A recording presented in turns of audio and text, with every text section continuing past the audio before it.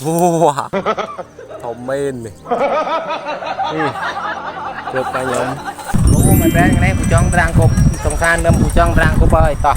cục đào. Rang cục đầu, đồ đầu nhằm mà đòn cục cầm bay là son buồn nên cục. Cho bao lên à lên. Nhằm ơi việc đợt nặng.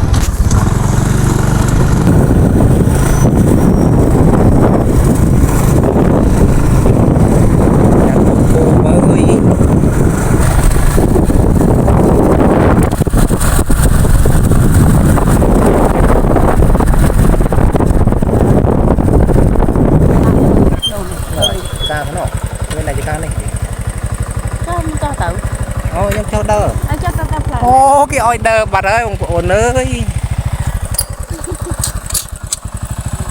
đâu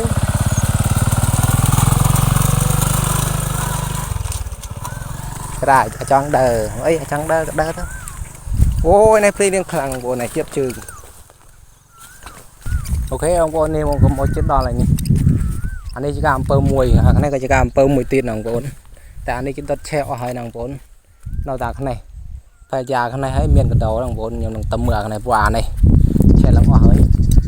ok nhưng đằng đợt tàu mưa này nàng vốn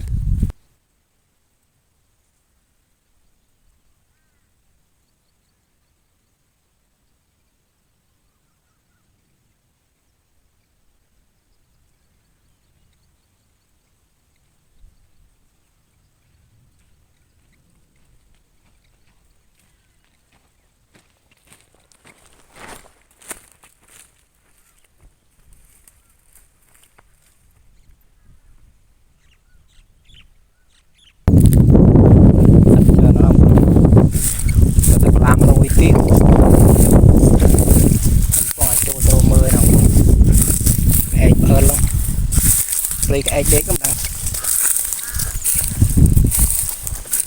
từ từ cái tha miệng tao cho nó nặng buồn cái phần moro xả mưa tôi phun nhau mày đánh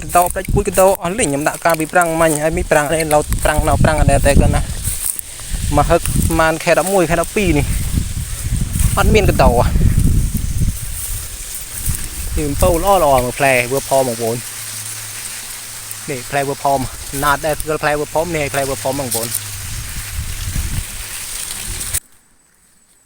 đây xoay lần trong mà chốt bằng bốn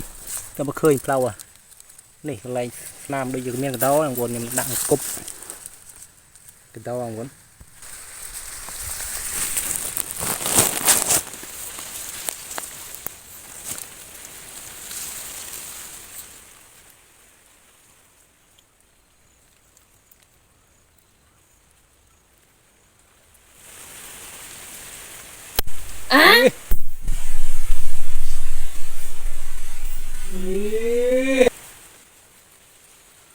có thằng nào cũng ra cái lưới đang vây kể chả nó phải ở cái lưới vây kể của nhâm bạc yeah anh đi tập đam được ha nào cũng tập được ha phăng tê nhá đã nuôi lông chui à giờ vây cái nhâm quật mất lại rồi ta muốn này cũng nhâm mày tao play bố thằng con mua giúp này nó bàn play nó bàn thấy thằng con để ban mình thoát ở một con mưa này rồi cũng nhâm bị chấp đáy phu trong ói nào buồn đó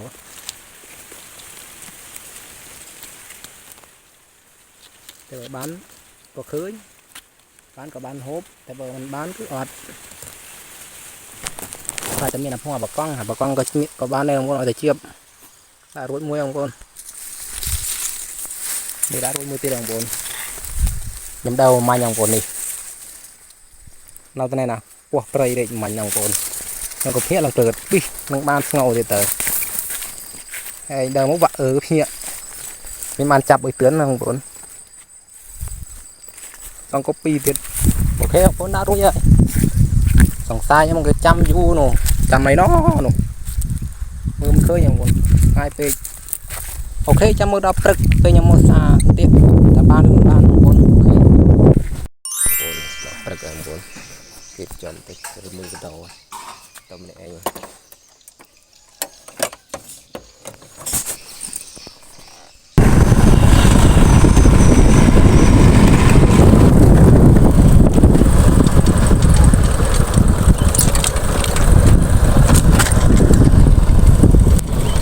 cô nem cầm đo cái lại lao trồi thì nào rồi tục mà tổ chơi thích đọ số tổ bây giờ mình đồ cái lên có bật khơi không cuốn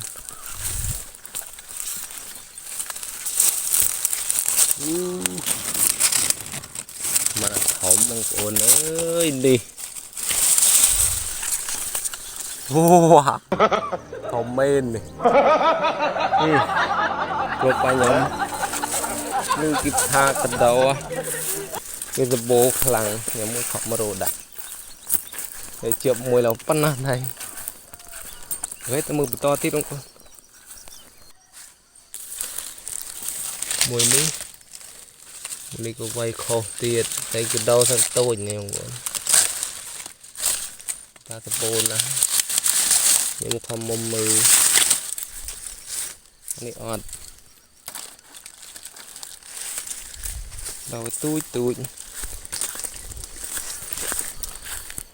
bây giờ nó cái chập đang riêng một con thè không bốn nhưng mà bây giờ thư cao bình không được rồi mình được con này là tình bài bọn đi quay trong phơn mà lương bốn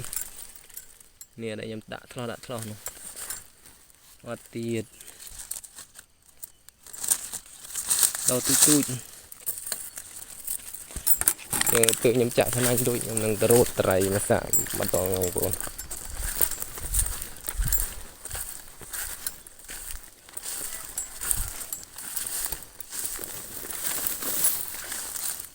xe máy đi chân này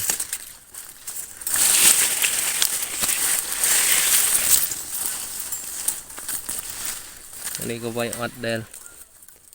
đau tui này con ọt đi